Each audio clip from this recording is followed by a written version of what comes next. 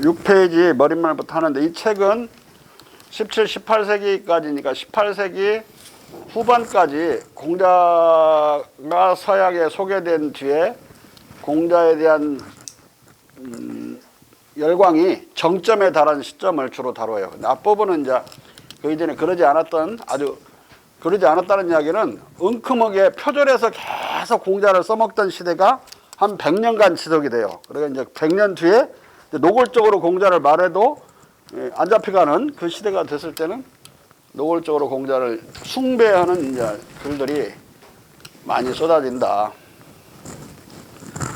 그리고 우리가 이제 독특하게 서양 철학자라고 생각하는 많은 사람들이 공자의 영향을 받고 공자를 모르게 이제 표절해서 쓰고, 요새 같으면 전부 이제 학술적으로는 뭐가 이 짤리자들인데 옛날에는 표절하는 게 아주 귀여운 일로 받아들여졌어요. 이 표절이 문제가 되기 시작한 건 정말 우리나라에서 최근이듯이 서양에서도 19세기까지는 표절이 큰 문제가 안 됐다. 플리지아트라고 표절이라고 부르는데, 가령 베이컨 같은 사람도 이제 공자의 엄청난 표절자고, 우리가 아는 신라권을 쓴 존 밀턴도 이제 중국 문화에 대한, 중국 특히 정원에 대해서는 완전히 중국 정원을 모방한 그런 정원론을 피고 있다. 존 밀턴의 정원론은 신라권의 앞부분에 거의 20여 페이지에 걸쳐서 에덴 동산을 묘사해요. 근데 그 에덴 동산이 놀랍게도 말이지 중국 정원이야. 근데 그걸 알아보는 사람은 알아보는데 여러분들은 못 알아보지. 왜냐하면 뭐 중국 정원을 알아야 알아보지. 중국 정원론을 알아? 모르면 우리나라 조선 정원을 생각하면 돼요. 근데 조선 정원이 많이 해체됐죠. 근데 저기 지금 효자동 뒤쪽에 조선 정원이 남아 있어요. 이번에 개방했죠. 근데 완전 개방은 아니고 뭐 한 개들 개방하고 다음 개들 닫고 이런 식으로 한다는데 한번 들려보면 조선 정원의 그 고즈넉함, 아주 고요함, 그리고 그 자유분방함을 동시에 느낄 수가 있어요. 특징은 이제 그렇게 기계적이고 기하학적으로 정원에 있는 많은 사물들이 배치되어 있지 않고 자연스럽게 배치되어 있는 거예요. 근데 완전 자연은 아니야. 인간이 만든 자연스러운 자연이란 말이에요. 그 자연스러움 안에 인간의 천재성들이 숨겨져 있는 거라고. 꼭 마치 우리가 수채화를 그리는데 그 수채화를 자연에 있는 거 그대로 그리나? 자기의 영혼을 집어넣어서 그리고, 그래서 다른 아름다움으로, 즉 예술적 아름다움으로 자연미가 재탄생하죠. 그런데 중국 정원이나 조선 정원은 바로 그 수채화를 정원으로 옮겨놓은 거예요. 이게 아주 놀라운 변환 과정인데 나중에 이것까지 다 알게 돼요. 이 세계 최초로 정원에 관한 이론을 쓴 사람은 중국 사람으로 개성이다.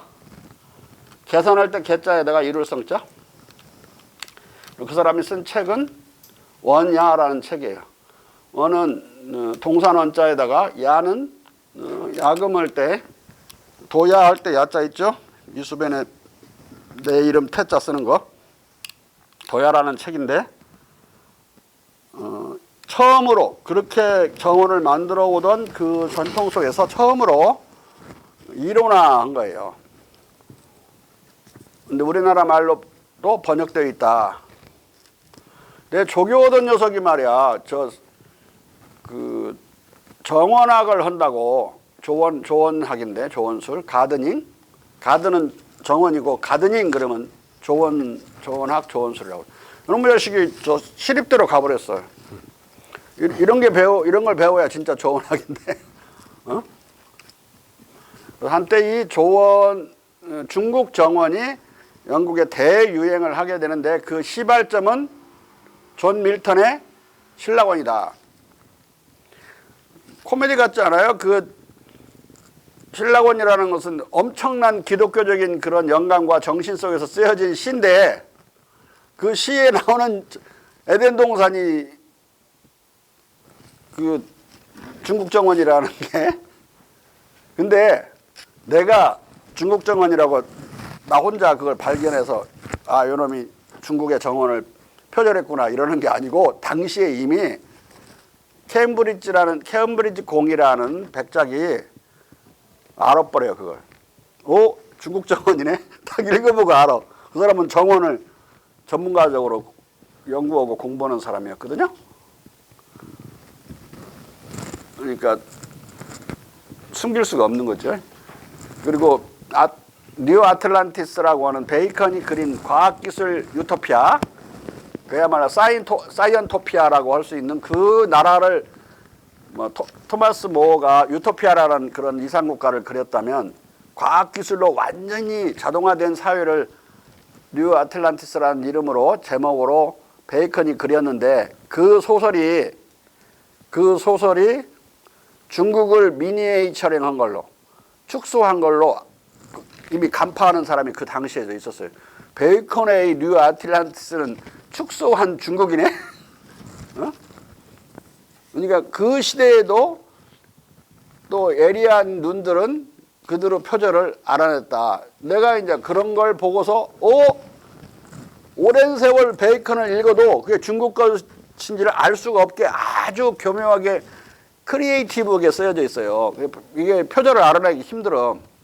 근데 그 당시에 사람들은 알아본 거야 바로. 응? 우리 지금 얼마나 1620년에 뉴 오르가논이라는 책이 나왔으니까 지금 내가 그걸 읽는다면 2020년인데 빼면 400년 전에 표절된 걸 지금 알아낼 수가 있을 것 같아? 그 시대의 영어는 또 어떻게 하고. 그 18세기 영어도 아니야. 17세기 초 영어라고. 오늘날 영어와 완전히 달라요. 대단히 어려운 영어들이 많이 나오죠. 여기서 많이 인용되는 것은 여러분들이 알고 있는 영어로 된 책을 내가 읽어서 인용하는 게 아니라 당시에 18세기의 영어들이다. 여러분들 읽으라면 다 도망가 버려요. 이걸로 학교 쓰라고 할 때 한 놈 도망가 버렸어요. 18세기 영어를 읽기 어려운 안 쓰고 도망갔어 지금. 시조 쓴다고. 네? 자, 이 머릿말부터 읽으면 이 책의 위치와 성격을 알 수가 있어요. 우리 동국인이라고 저 동중령 박사 아들인데 저 아버지는 저 뒤에 앉아 있고 아들이 앞에 앉아 있는데 동국대 학생인데 이름도 동국인이야. 어렸을 때 서울대 간다고 그랬는데 할 수 없이 이름이 이래가지고 다시 동국대로 온 건데. 읽어봐 머리말부터. 그냥 하면 돼. 유럽 역사에서 계몽주의 시대는 통상 1689년 영국 명예혁명에서 1789년 프랑스 대혁명까지 근세 초기 100년간을 가리킨다. 그런데 유럽 역사에서 종교 프레임을 벗어던지는 전무후무한 사상적, 문예적, 세계관적 대변동이 관찰되는 이 계몽주의 시대는 다시 100년간의 전사가 있었다. 이 100년 전사 시대에도 이전의 르네상스 시대에 비하면 전대미문의 사상적, 문예적 격변이 일어났다. 11, 14세기의 본래적 중세 시대에 비하면 15, 16세기의 르네상스는 중세 말기에 해당한다. 따라서 르네상스 시대에 문예가 부흥했지만 이 문예 부흥은 어디까지나 신념과 기독교를 고수하는 종교 프레임 안에서 일어났다. 그러나 이 100년 전사는 새로운 철학자들이 등장해서 신관념을 비록 버리지 않았을지라도 이 신론적으로 일그러뜨리고 가톨릭, 개신교적 성서 해석으로부터 탈피시킴으로써 기존의 기독교와도 사상적으로 심각한 세계관적 프레임 갈등과 마찰을 벌이던 시대였다. 이 시대를 그냥 르네상스 시대라고 부르는 학자들이 있지만 최근 일부 문화사와 사상사를 전문으로 하는 사가들은 이 100년 전사 시대를 가리켜 바로크라는 건축 미술 개념을 수용해 바로크 시대라고 부른다. 필자도 이 시대 구분을 수용해 저 100년 전사를 바로크 시대라고 부르고자 한다. 그런데 구체적으로 언제부터 바로크 시대가 시작되는지는 이견이 있을 수 있다. 시대사적으로만 유럽 역사를 재단하는 역사가들은 루터의 종교개혁이 시작된 1517년을 바로크 시대의 출발점으로 보고 싶어한다. 그러나 필자는 종교개혁과 개신교도 중세와 르네상스의 기독교적 종교 프레임에 갇혀있다고 생각한다. 그래서 필자는 바로크 시대의 출발점을 가톨릭과 개신교의 공통 이론인 왕권 신수설을 부정하고 왕권 민수론과 폭군 방벌론을 주장한 조지 뷰캐넌의 스코틀랜드의 왕권이 공간된 1579년으로 본다.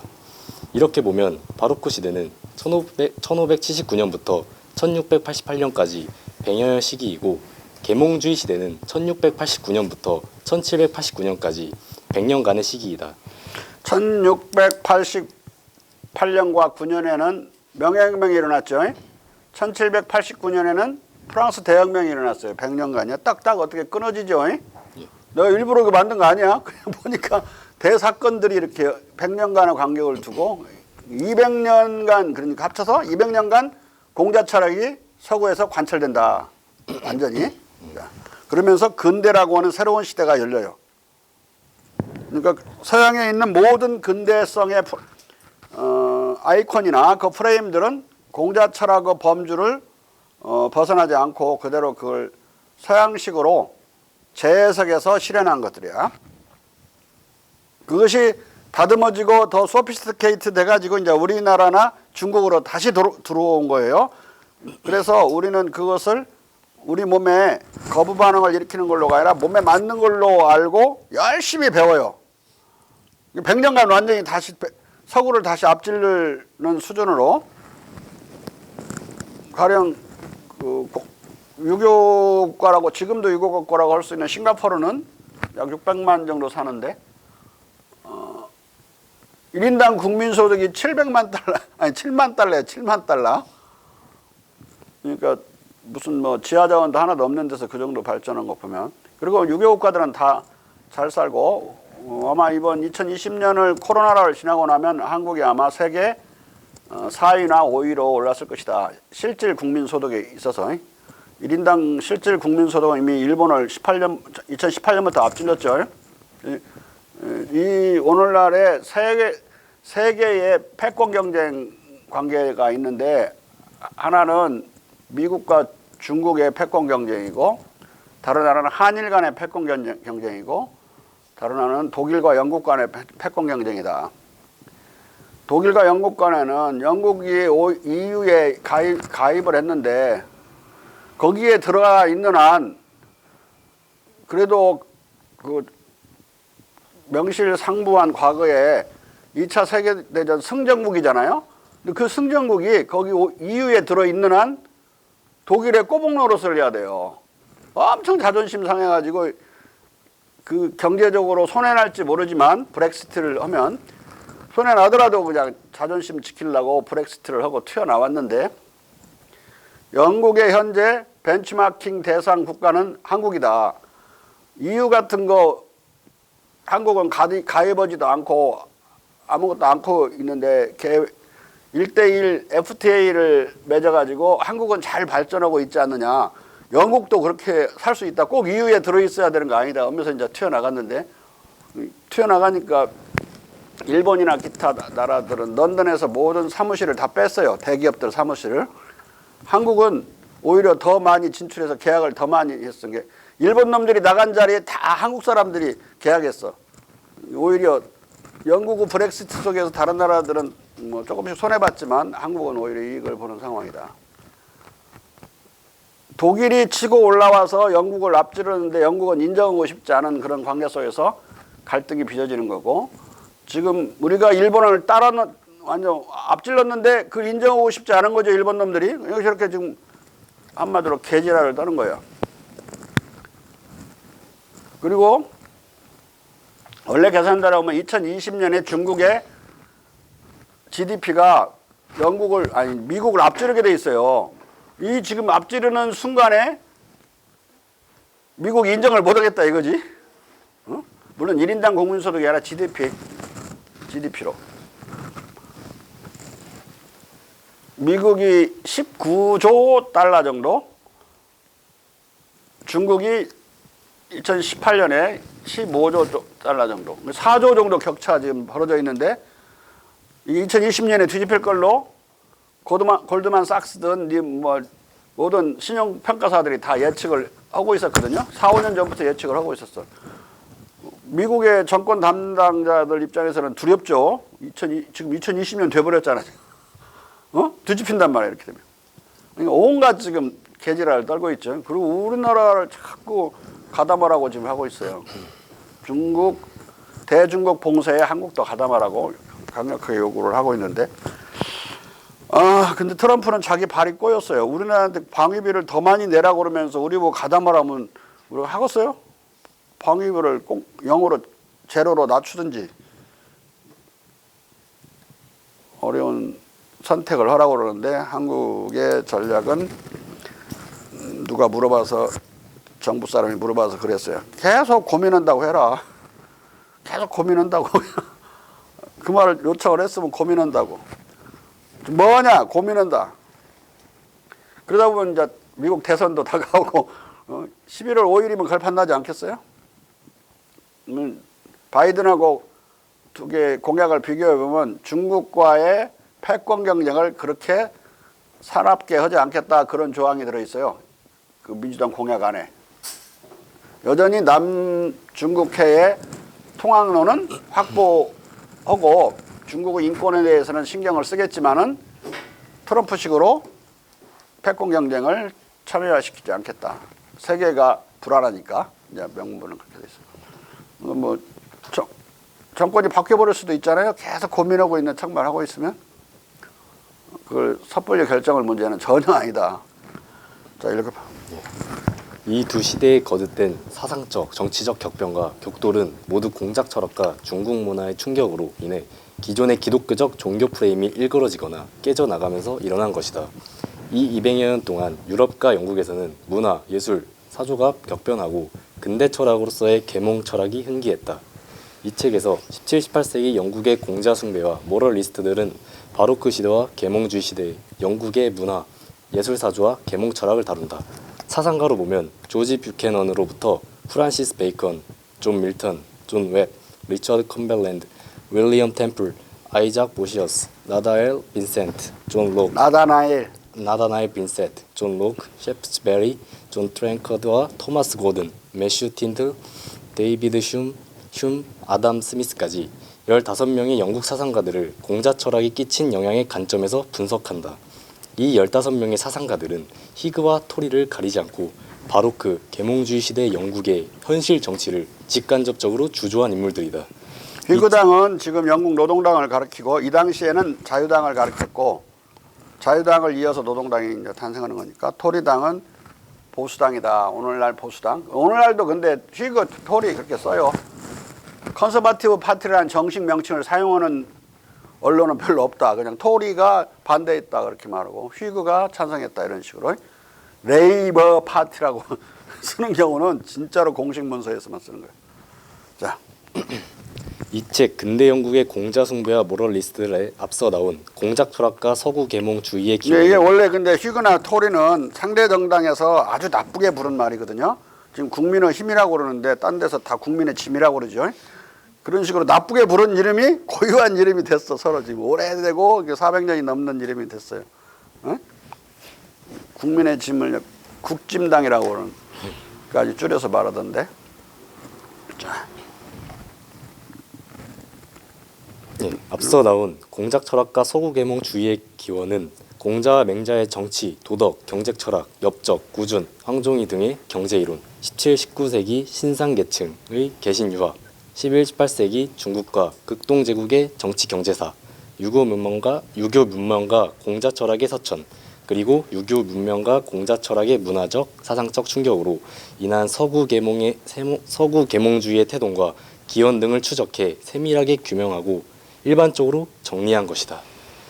이 추적과 규명 작업에서 필자는 송대 중국의 역사적 발전 단계를 보편사적 근대의 발단, 즉 근세의 출발로 설정하고 이 보편사적 근대성을 유교적 근대성으로 규명했다.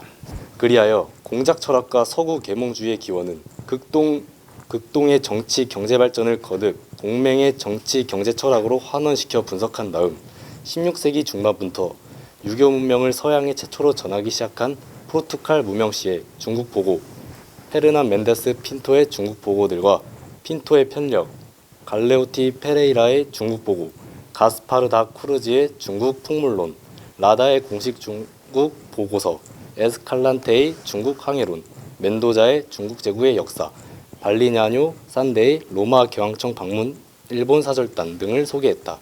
또한 유럽에 최초로 전해진 유교 문명으로부터 영향을 받고 태동한 이른바 바로크 정치 사상의 맹아들은 조지 뷰캐넌의 급진적 왕권 민수론과 폭군 방벌론, 로버트 벨라르민의 자연적 자유 평등론과 절충적 왕권 민수론, 프란시스코 수아레즈의 왕권 민수론과 이단 군주 방벌론 등 기독교 신학자들의 저작을 중심으로 분석했다. 그리고 17세기에는 퍼체스, 마테오 리치 트리고, 세메도, 마르티니, 키르허, 니우호프, 나바레테, 마젤란, 르콩트, 디알드 등의 중국 여행기와 중국기들에 공간되고 1662년부터 1687년에는 인토르케타, 헤르트리히, 루지몽, 쿠플레 등에 의해 공자 경전 중 논어, 대학, 중용을 라틴어로 번역한 중국의 지혜, 중국인들의 정치 도덕학, 중국 철학자 공자 등을 공간되었고 1711년에는 프란시스 노엘에 의해 이삼서와 맹자, 효경, 소학을 합본한 중국 제국의 경전 육서가 라틴어로 완역 출판되었다. 이와 함께 17세기 중후반부터 18세기 초까지 서구 계몽주의를 태동시킨 계몽주의의 선구자들이 나타났다. 공자와 유교 문명을 은근히 숭배하거나 암암리에 추종한 이 초창기 계몽주의는 프란시스 베이컨, 라모트르베,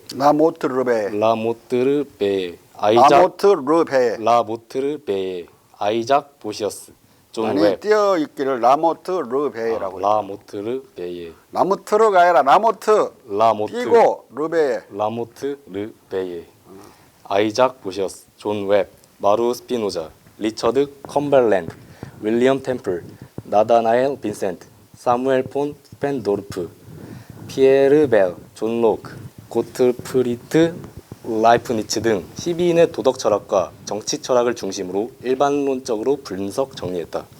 18세기 유럽 철학자들은 이런 17세기 철학자들과 달리 너도나도 공자를 공공연하게 연호하며 자기의 계몽주의적 정통성을 자랑하고 뽐냈다. 공자의 인용과 활용에서는 솔직하고 당당한 자들과 소심하게 자신을 숨기거나 자기의 독창성을 과시하려고 공작 철학으로부터 배운 사실을 숨기는 자들 간의 차이만이 있었을 뿐이다. 18세기에 존 웹, 윌리엄 템플, 나다나엘 빈센트, 피에르 벨, 존 로크, 휴մ, 볼테르, 케네, 다르장송, 디드로 등 거의 모든 철학자들은 당당하고 솔직하게 공자를 연호하고 예찬한 반면 17세기 중후반의 밀턴에 이어 셰프츠 베리, 아담 스미스 등과 같이 교단의 탄압 위협에 겁먹거나 공자의 사상을 마치 자기의 독창적 사상인 양 꾸미고 싶어하는 철학자들은 공자 철학을 표절하고 이 사실을 숨기고 흔적을 지우려고 애썼다. 한편 페넬롱 말부랑시, 박스터, 워턴, 버클리, 디포, 몽테스키웨 등 기독교 제일주의적 유럽 중심주의를 사수하는 유럽의 소위 위정 척사파들은 영국 지성계의 변두리로 밀려나 공작 철학이나 중국 문명을 음향으로 헐뜯었다.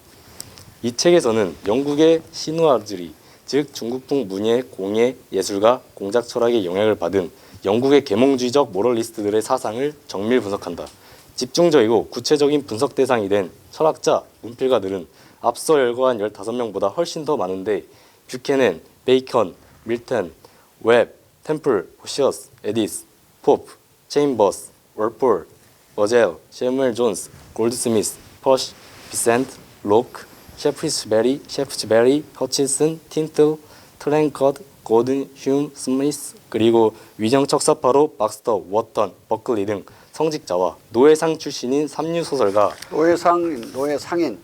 노예상인 출신 삼류소설가 다니엘 디포 등 총 27명이다.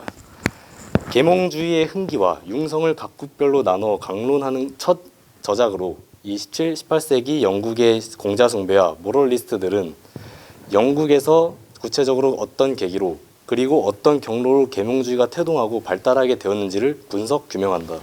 특정 계몽 철학자들이 제각기 처한 정황과 그의 텍스트들에 대한 정밀 검토를 통해 특히 영국 계몽의 거장들인 뷰캐넌, 베이컨, 밀턴, 컴벌랜드, 템플, 로크, 셰프츠베리, 흉, 아담 스미스의 텍스트들을 정밀 분석하고 그 사상들이 공작 철학과 중국의 정치 제도를 음향으로 모방하거나 리메이크하고 있음을 피부에 느껴지도록 분명하게 밝혀 보인다.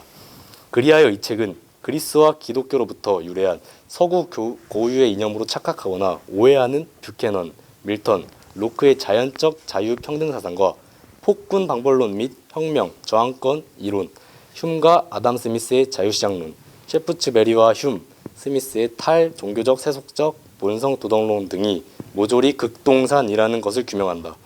주지하다시피 영국 모럴리스트들은 계몽사상은 프랑스나 독일의 철학보다도 근대 유럽을 창조하는 데 더 결정적인 역할을 했다. 17세에 발발한 영국의 청교도 혁명과 명예혁명은 공작 철학과 유교 문명의 서천으로 흥기한 바로크, 계몽사상과 새로운 정치기획을 바탕으로 유럽에서 최초로 시연된 대변혁들이었다. 존 밀턴은 청교도 혁명의 대표적 사상가였고 존 로크는 명예혁명의 대표적 사상가였다. 당시에 혁명으로 불리지도 못한 이 두 혁명으로 영국은 유럽 제국보다 정치적으로 100년을 앞질러 가게 된다. 18세기 말의 미국 혁명과 프랑스 혁명 그리고 19세기 유럽 각국의 시민혁명들은 모두 영국의 저 두 혁명을 리메이크하거나 정치 이념적으로 고양시키는 혁명들이었다. 따라서 근대 영국 200년의 도덕 철학과 정치 사상에 대한 공맹 철학의 영향 및 이로부터 발생한 영국 모럴리스트들의 계몽 철학과 정치 사상을 분석하는 것은 영국만이 아니라 서구 제국의 유교화와 근대화를 이해하는 데 그만큼 중요한 것이다. 물론 프랑스와 독일, 오스트리아, 스위스에서 일어난 계몽 사상도 각국 차원에서만이 아니라 서로 긴밀히 연결된 유럽 제국의 차원에서도 매우 중요하다. 이 주제는 바로 뒤따라 나올 근대 프랑스의 공자열강과 계몽 철학과 근대 독일과 스위스의 유적 계몽주의에서 국가별로 분설된다.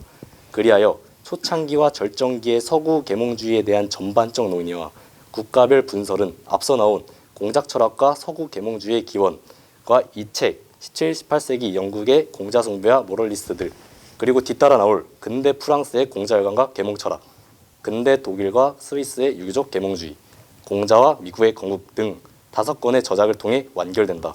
이 5부작에 집대성된 구체적 연구 결과들을 1, 2간지에 마르크스, 베버의 공장제 생산, 개신교 중심의 근대화 담론을 비판하고 네트워크 생산과 유교 문명 중심의 새로운 근대화 이론을 구축하는 순수한 이론적 작업은 곧 나올 서구의 유교적 근대화, 극동제국의 근대적 제국성, 제하의 별도 이론서로 수행된다. 여기서 이 책 제목이 바뀌었어요. 유교적 근대의 일반 이론으로 바뀌었다. 원래 이게 유교적 근대 일반은 부제였는데 부제를 주제로 했어요. 그냥 너무 길어갖고 이게 오히려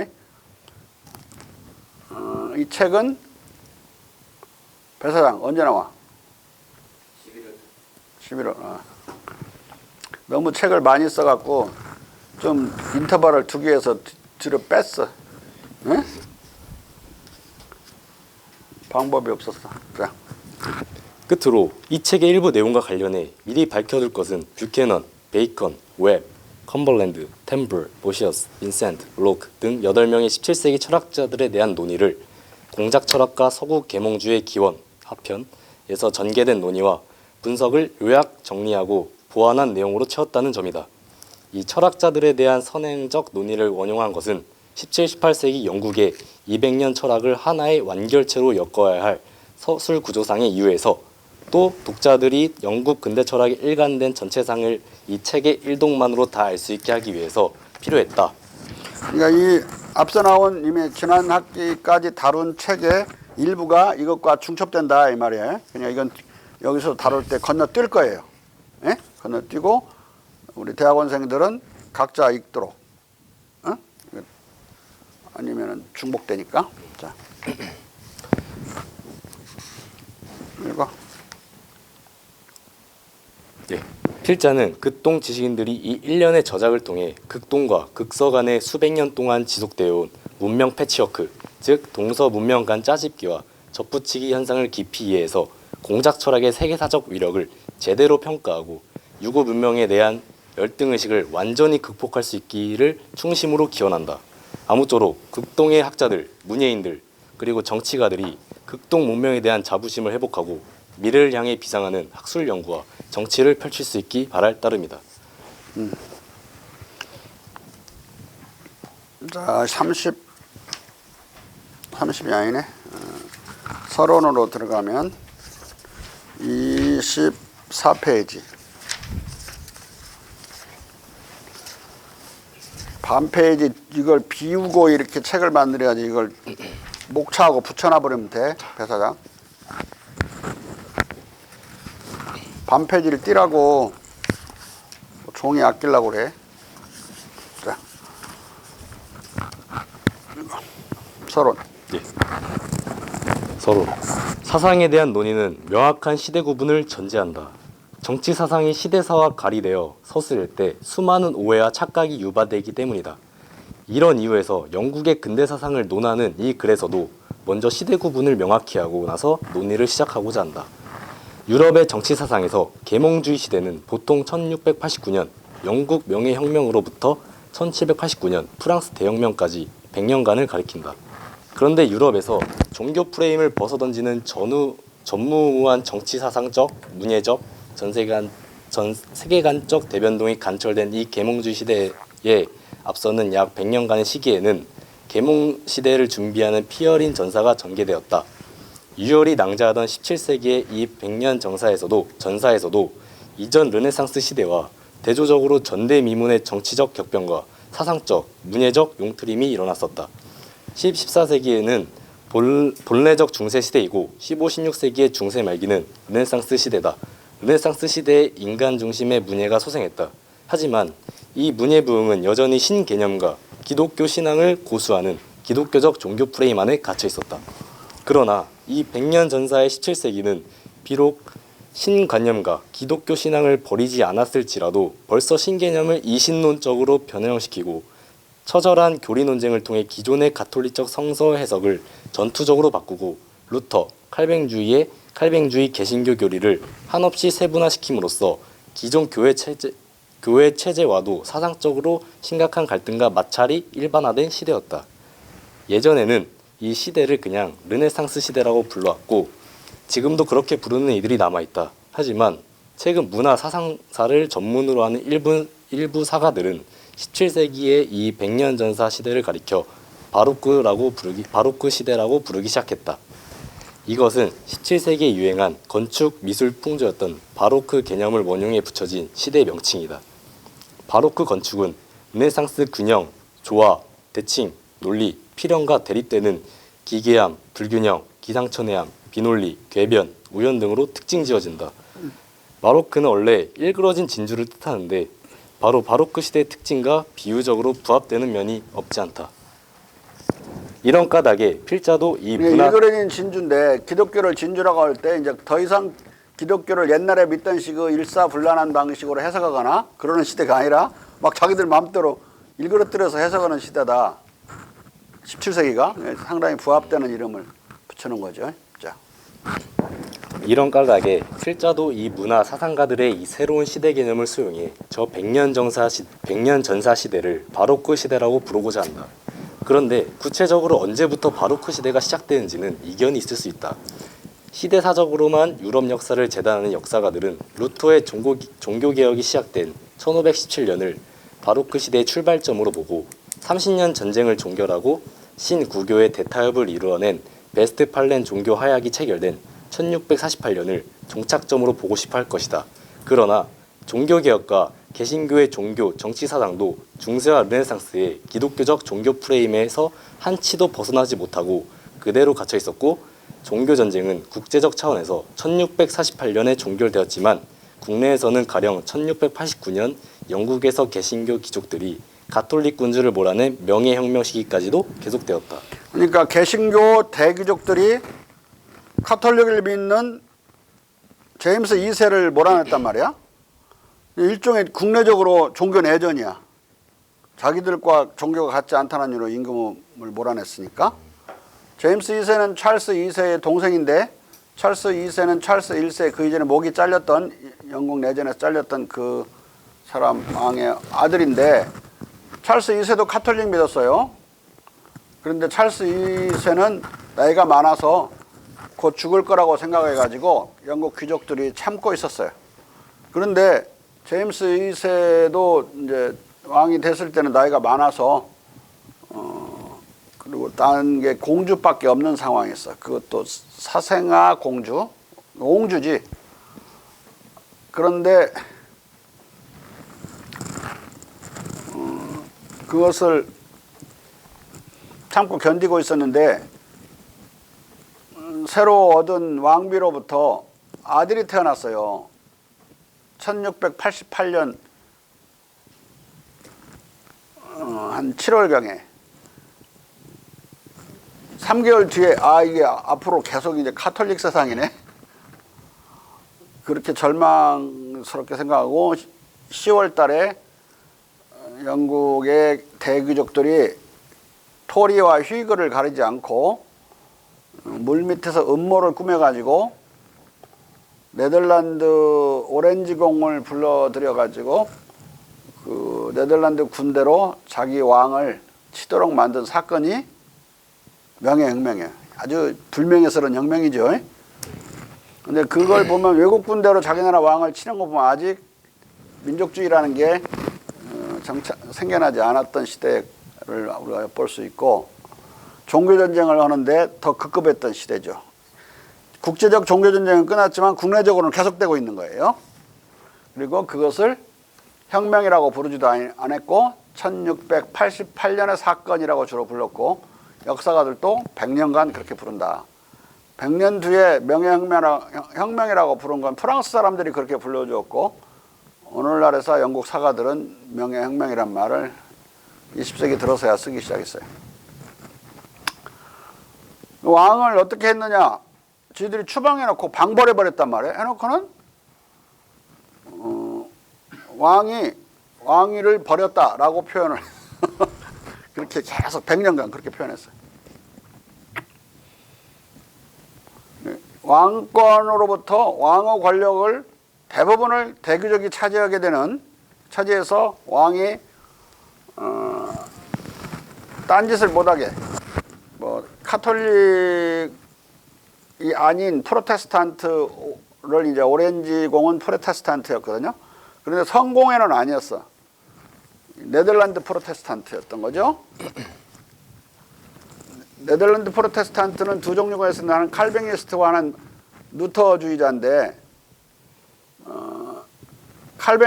칼뱅니스트였을 가능성이 커요. 그래서 성공회와 다르니까 딴짓거리를 할 가능성이 있다고 본 거예요. 근데 이게 영국의 수장령에 의해서, 영국 성공회의 수장, 다른 말로 영국의 성공회의 교황은 영국 왕이라고 되어 있거든요. 영국 왕이 근데 성공회를 안 믿는 다른 프로테스탄트니까 곤란해서 그 왕권을 엄청나게 제약하는 식으로 헌정체제를 만들어요. 왕이 계승법이라는 세틀먼트 액트를 통해서 그 오렌지공과 제임스 3세라고 나중에 부르게 되는데, 그 부인인 앵공주, 그러니까 자기 삼촌을 몰아낸 거예요. 그 공주 입장에서는 두 부부인데 두 사람이 공동 왕위에 오르게 되는 거예요. 이게 명예혁명 사건이고, 권력은 대귀족 쪽으로, 왕의 권력의 대부분이 대귀족 쪽으로 이동하면서 대귀족의 그 본거지인 상원과 하원에서 모든 게 정치가 이루어지는 상황이 벌어지게 돼요. 그러니까 민주적인 혁명하고 아무 관계 없었고, 영국 백성들하고 아무 관계 없는 혁명이 났다. 차마 그래서 혁명이라고 부르지 했는데 안 불러요. 영국에서 이 네덜란드의 네덜란드 오렌지공이 참 그 상륙했을 때 어디에서도 민중들의 환호나 지지하는, 또는 행진하고 있는데 런던을 향해서 행진할 때 가두에 나와서 뭐 만세를 부르는 사람 하나도 없었어요. 아무데도 가담도 안 했고, 순수히 그러니까 외국 군대와 대귀족들의 장난이라면 장난, 어떤 권력 탈취라면 탈취, 이런 일이 벌어졌다. 가장 치욕스럽고 가장 불명스러운 쿠데타였어요. 쿠데타라고도 불러요, 오늘날에는. 왜냐하면 그때는 쿠데타라는 개념이 없었으니까 안 불렀지만 오늘날은 쿠데타 개념이 있는 거니까. 하나도 명예롭지 않은 명예혁명이었다. 그리고 그 시대의 혁명이라고 부르지 않았던 이유도 또 다른 하나가 있는데, 혁명 개념이 없었어요. 혁명 개념은 공자의 역성혁명 개념이 서양에 처음으로 전해지면서 레볼루션이라는 말이 혁명으로 쓰이게 되는데, 그 이전에 레볼루션이라는 말은 모조리 회전한다는 뜻이었어요. 이게 제자리로 다시 돌아오는 거. 그러니까 왕정이 복고되는 것도 레볼루션이라고 불렀어. 지금 레스토레이션이라고 그렇게 부르지만은 그때는 윌리엄 템플도 레볼루션이라고 불러요. 국왕의 복귀를. 그리고 그 뜻으로 그런 왕이 다시 뭐 돌아왔다거나 또는 복고라는 뜻으로 썼기 때문에 또 그 1688년의 사건을 레볼루션이라고 못 불렀을 가능성도 있고, 아무튼 좋아하지 않았어요. 참가자들이 다 좋아하지 않았어요. 근데 명예혁명이라는 말은 처음으로 크로멜의 공화주의자로서 크로멜을 추종했던 세력들이 왕정이 복고되면서 엄청나게 많이 해외로 망명을 해요. 네덜란드에 많이 망명했었는데, 그때 명예혁명이 나면서 네덜란드에 망명해 있던 자들이 상당히 많이 공화주의자들이 이제 귀국을 하는데, 귀국을 해서 그 중에서 존 로크를 중심으로 한 극소수의 10명 정도 되는 과격 세력들이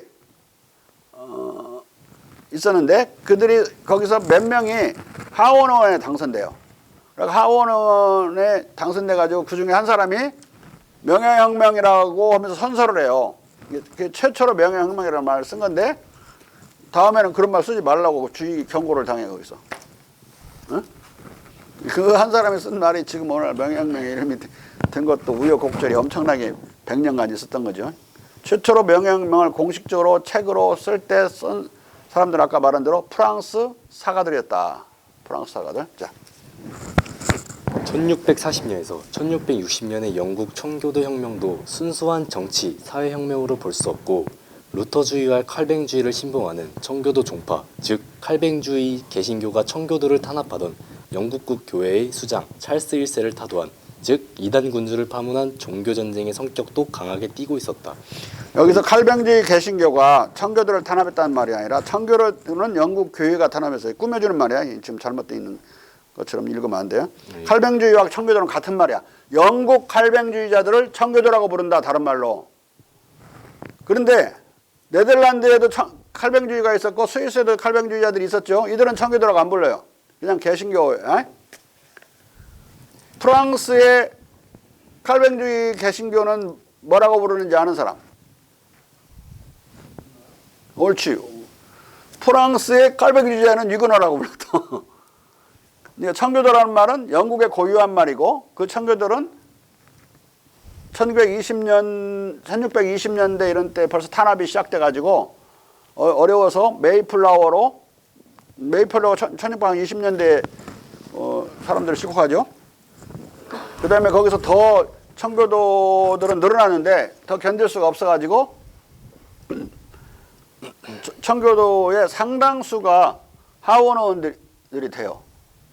하원에서 이제 왕과 찰스 1세와 싸우게 되면서 1, 2차 내전이 나게 되는데, 1641년 2년에 그 내전에서 청교도들이 승리해요.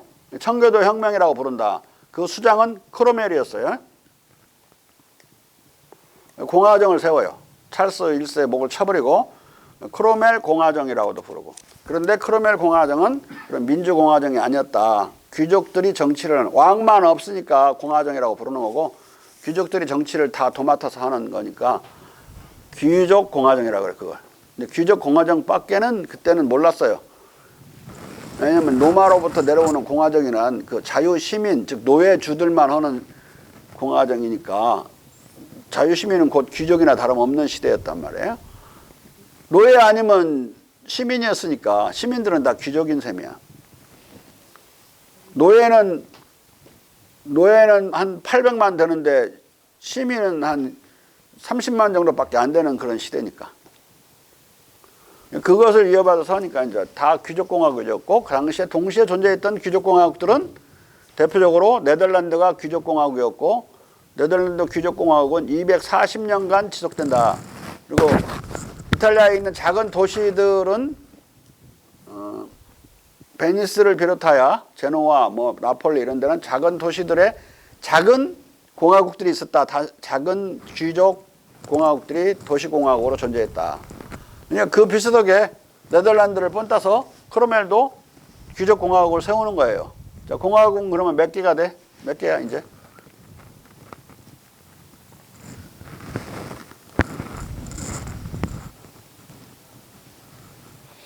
공화국은 우리가 아는 한에서 세 개지요. 귀족공화국, 민주공화국, 인민공화국 해서 세 개야. 응? 공화국 하면은 다 민주공화국인지 착각하지 말라고.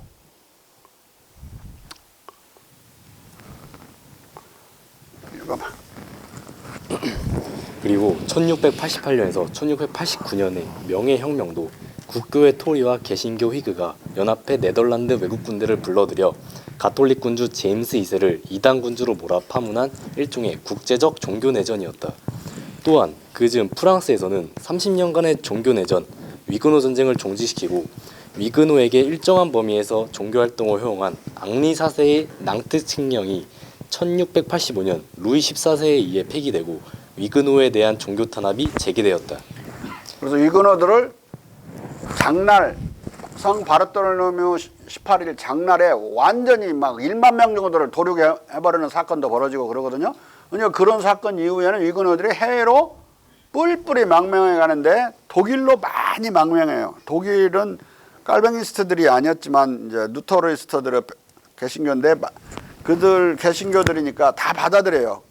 물론 프랑스에서 네덜란드로도 망명하고 영국으로도 망명하고 위그노들이. 이 독일 안에 말이지 그런 모드로니 나pon떼니니 프랑스 이름을 가진 사람이 많아요. 독일의 정치인들 중에. 위그노 선조들이야 다. 위그노 그 시대에 도망온 사람들이야. 나중에 18세기 중후반에 볼테르는 빨리 낭트 칙령을 폐지한 것을 다시 복원하고 해외로 나간 우리 위그노 프랑스인들을 다시 불러들여야 된다. 그들이 얼마나 부자인지 아느냐. 그들을 불러들이면 프랑스는 부자가 된다. 그리고 종교적인 관용을 베풀어야 된다. 이런 주장을 관용론이라는 책에서 해요. 관용론은 우리말로 번역되어 있죠. on tolerance라고 영어로는 되어 있는데 우리말로 관용론이라고 번역되어 있어요. 거기에 이제 그런 말이 나와요. 위그노를 빨리 다시 복귀시켰는데 근데 안 해. 근데 안 한 상태에서 프랑스 대혁명이 터져요. 자. 이와 같이 르네상스 말기가 순수한 종교전쟁 시기였다면 바로크 시대는 정치, 사회혁명의 측면이 부과되었을지라도 종교전쟁도 뒤섞여 지속된 시대였다. 한마디로 바로크 시대는 정치혁명과 종교전쟁이 얽히고 설킨 혼탁한 역사 시대였다. 따라서 바로크 시대는 루터의 종교개혁으로부터 시작한 것으로 말할 수도 없지만 베스트팔렌 조약으로 끝났다고 말할 수도 없는 것이다. 다만 이쯤에서 분명히 말할 수 있는 것은 영국에서 종교전쟁이 1689년에 영국의 명예혁명에 의해 최종적으로 종식되고 역으로 가톨릭 교도와 청교도에 대한 탄압이 개시되었다는 것이다. 프랑스에서도 위그노 탄압은 여전했을지라도 루이 15세의 즉위와 더불어 느슨해지기 시작했다. 마녀 재판도 유럽 전역과 뉴잉글랜드에서 여전히 계속되고 있었을지라도 뜸해지기 시작했다. 게다가 마녀 재판이 유럽에서 가톨릭 세계에 주로 마녀 재판이 남아 있었는데 최종적으로 최후의 마녀 재판이 일어나서 끝나는 게 18세기 말 1780년경이었다. 80년대. 그리고 미국에서는 최근까지도 마녀 사냥이 계속됐어요. 변형된 형태로. 주홍글 씨라는 소설 나다니엘 호소원 아까 나다나엘 빈센트라고 하는 나다나엘이 있고 나다니엘이 있어요. 두 개 혼동하면 안 돼. 아까 자꾸 잘못 읽던데 나다나엘이라고요.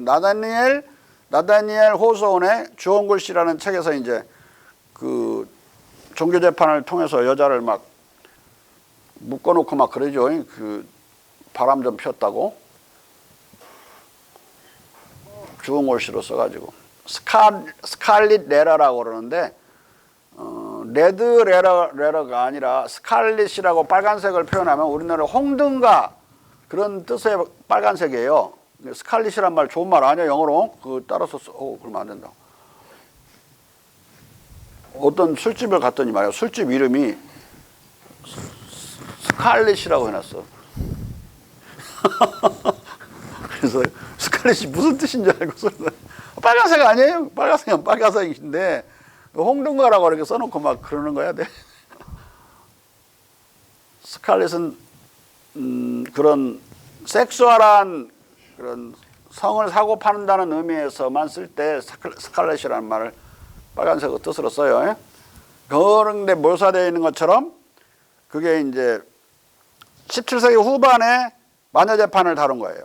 근데 계속 18세기까지 100년 뒤에까지 계속되고 19세기 초에도 계속되고 19세기 초에 제3대 4대 대통령을 한 사람이 제퍼슨이죠. 제퍼슨이 대통령 하는데도 뉴 잉글랜드 지역에서는 마녀 사정이 계속돼요. 제퍼슨은 자기 묘비명에다가 대학을 세우고 종교 자유를 도입한 사람이라고 기록해 주기를 그렇게 바랄 정도로 종교 자유에 대해서 혼자 힘으로 되지 않는 거야. 청교도들 때문에 안 되는 거야. 미국 공화국은 청교도에 반대해서 세워진 공화국인데 여전히 뉴 잉글랜드 지역은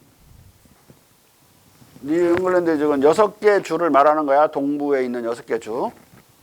버몬트, 머니에서 펜실베니아 합쳐서 6개 주에서는 청교도들의 종교적인 독재가 계속됐고 청교도가 좋은 거냐 성공회가 좋은 거냐 카톨릭이 좋은 거냐 내가 볼 때 다 나쁜 놈들이야. 근데 끝까지 나쁜 짓을 한 게 청교도야. 개신교. 그게 한국으로 많이 들어와 있는 거예요. 저런 것도 전광훈이 조사하면 아마 그리로 연결돼. 미국의 그 독불장군 같은 놈들로.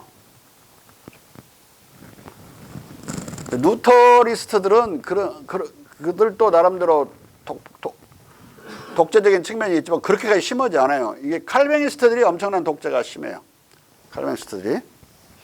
칼뱅니즘 개신교에서 자본주의 정신이 기원했다고 주장한 놈이 막스 베버고 정신 나간 놈이죠.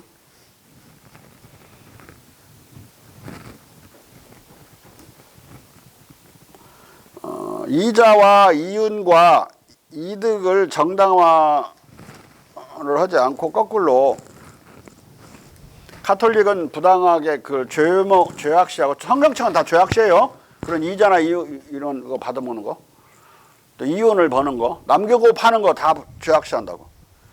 수도 없이 나와요 성경책에. 근데 그것대로 하려고 한 놈들이 이제 카톨릭이고 성경책에 충실하게 또 기타 루터도 엄청나게 이윤을 남기는 것에 적대적인 글을 많이 썼어요. 그래도 논문도 3개나 돼요. 근데 그 비판의 상당 부분이 나중에 칼막스가 자본주의 비판하고 유사해요. 칼막스가 많이 그 루터를 인용해.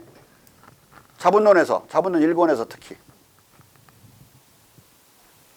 그런데 칼뱅니즘은 이윤과 이익을 비판 안 해요. 그 돈 많이 벌어야 된다고 그래. 그것이 자본주의 정신을 가져왔다. 자본주의의 이제 정신은 청교도 윤리에서 나왔다고, 종교 윤리에서 그렇게 이제 주장을 하는 거죠. 근데 눈속임이지 청교도가 지배한 지역에서 자본주의가 번창하지 않아요. 뉴 잉글랜드 지역에서 자본주의가 번창하지 않는다고. 오히려 그 벗어난 지역에서 번창하고, 스코틀랜드는 완전히 캘뱅니스트들이 지배했는데 영국보다 잉글랜드보다 늘 가난했어. 역사적으로. 오히려 산업자본주의가 스코틀랜드에서 일어나면서 그 돈을 벌게 됐지, 스코틀랜드 지역이 그런 칼뱅니시 때문에 돈 번 거 아니야. 오히려 그 중요한 시기는 빽빽 굶었다. 10명의 아이를 낳으면 스코틀랜드의 여성이 한두 명도 살아서 성인으로 길러질 못했어요. 다 죽어버려서 굶어서 죽구나. 뭐 이런 식으로. 그리고 스코틀랜드 부인들은, 여성들은 다 맨발로 다녀서 겨울에도 그렇게 가난했어요. 근데 엄청나게 청교도적이었어. 어? 칼뱅니스트적이었다고. 근데 무슨 놈의 자본주의야.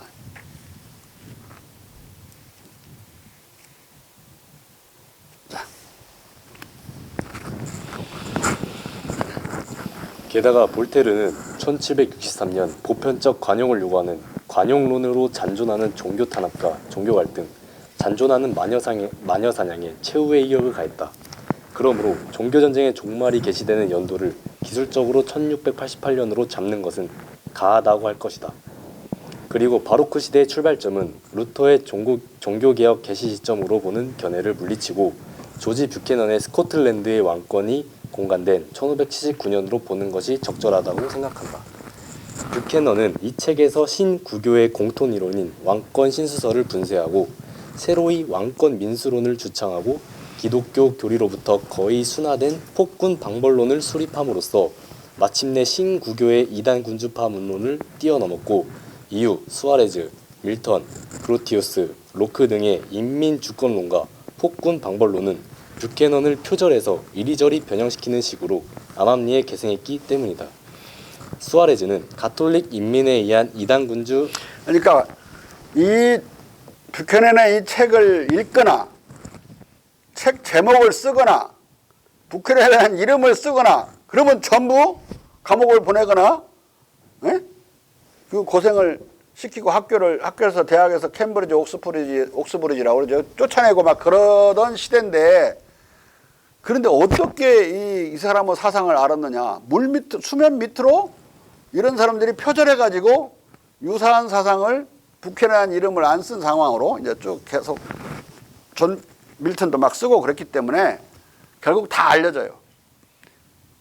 뷰캐넌의 책이 영국에서 번역이 돼서 출판되는 게, 라틴어로 써야됐거든요. 번역이 되는 게 명예혁명기도 아니고 18세기 초에야 번역이 돼. 명예혁명은 17세기 말이죠. 그럴 정도로 철저히 탄압받던 악마의 서와 같은 그런 취급을 받던 그 책이 내용은 다 알려져서 표절로 공유되고 있었다. 그러면서 그런 청교도 혁명이 나고 그러는 거예요. 자. 수아레즈는 가톨릭 인민에 의한 이단 군주 방벌과 이단 군주 타도를 위한 가톨릭 국가의 종육 침략을 정당화한 대표 논객이고, 밀턴, 그로티우스, 로크는 청교도를 탄압하는 국교의 군주를 처형한 청교도 혁명과 종교적 관용을 확대해 나가던 가톨릭 군주를 추방한 명예혁명의 대표 논객들이 아니던가. 자, 이 찰스 2세와 그 동생인 제임스 2세는 자기들이 가톨릭 교도잖아요. 또 자기 자녀들도 그렇단 말이야. 이게 온전하기 위해서는 영국 안에서, 또는 완전하게 왕위를 계승해 나가려면은 카톨릭도 활동할 수 있는 여유 공간이 있어야 되죠. 그러니까 자꾸 종교적 톨러란스, 관용에 관한 선언을 자꾸 해요. 근데 이 카톨릭까지도 허용해 주는 것은 영국에서는 받아들일 수 없는 개신교들의 도그마 중에 하나인데, 자꾸 그걸 무너뜨리려고 그러니까 그걸 도저히 방법이 없으니까 뒤집어 엎어갖고 왕을 쫓아내버린 거예요. 오히려 근대를 향해서, 관용이라는 것을 인정하는 것이 근대화라면 카톨릭 군주들은 근대를 향해서 막 가고 있고, 이걸 뒤집어 엎은 대귀족들을 요놈의 새끼들은 반동을 해버린 거예요. 반동을. 오히려 코미디인데, 존 로크의 Letters concerning the toleration. 관용에 관한 사안이 있어요. 그 관용에 대한 사안을 보면 두 범주는 관용어 대상이 아니야. 하나는 카톨릭이야. 다른 하나는 무신론자야. 그럼 카톨릭, 근데 존 밀턴도 카톨릭과 무신론자는 관용 대상이 아니에요.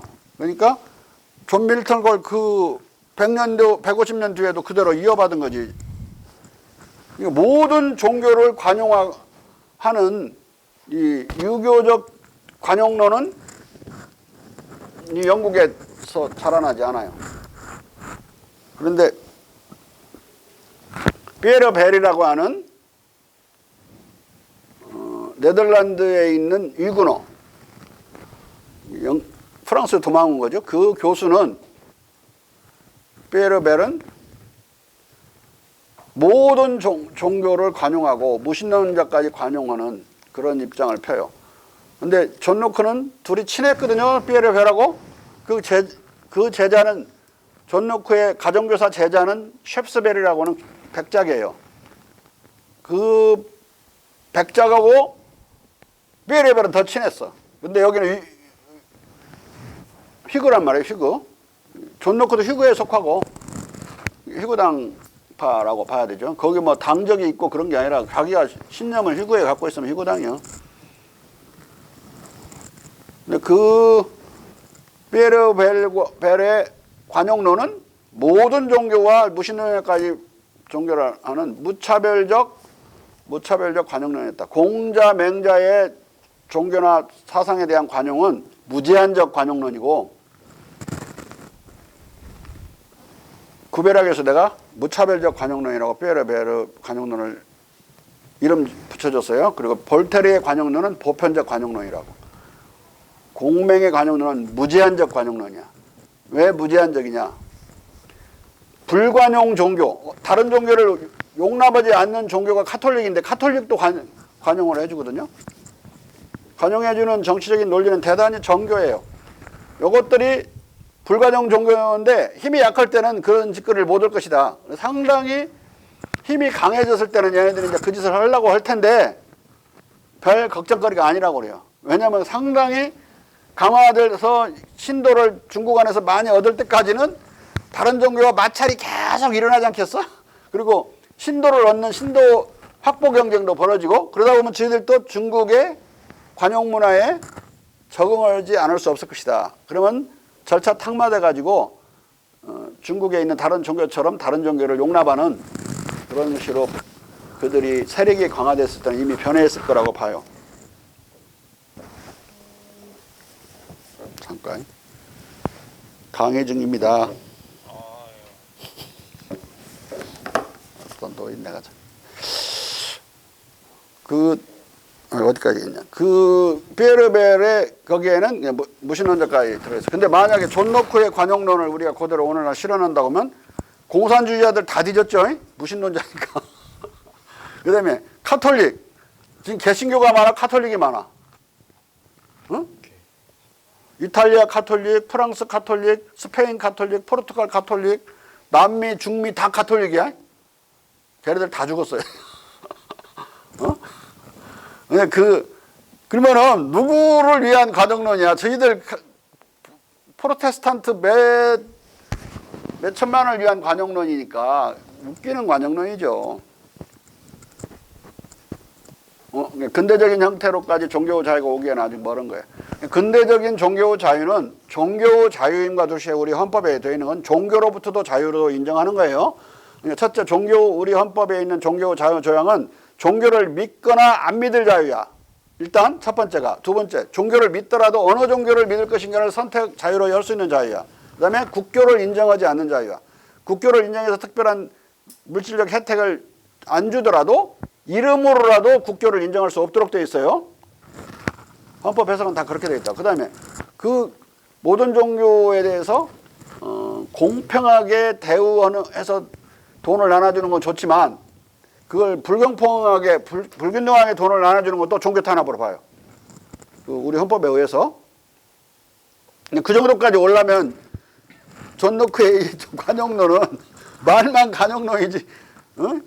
관용에 관한 서한이지. 내가 볼 때는 불관용 서한이야. 아니야? 카톨릭과 무신론자에 대한 불관용 서한이지.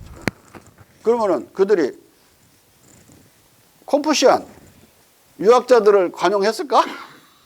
유학자를 무신론자로 봤으니까 불관용 대상에 들어갔다. 공자와 유학자들, 특히 성리학자들을 무신론자로 봤어요. 그러나 성리학자들은 죽은 거야, 이제 존 노크한테 걸렸다면. 예? 무신론자로 몰려가요. 자, 읽어봐. 이렇게 보면 바로크 시대는 영국의 사상사를 기준으로 1579년부터 1688년까지 100여 년 시기이고 계몽주의 시대는 1689년부터 1789년까지 정확히 100년간의 시기다. 따라서 바로크 시대와 계몽주의 시대는 모두 200년의 장구한 기간을 포괄한다. 자, 여기까지 했다가 10분 쉬었다가 또 하겠어요.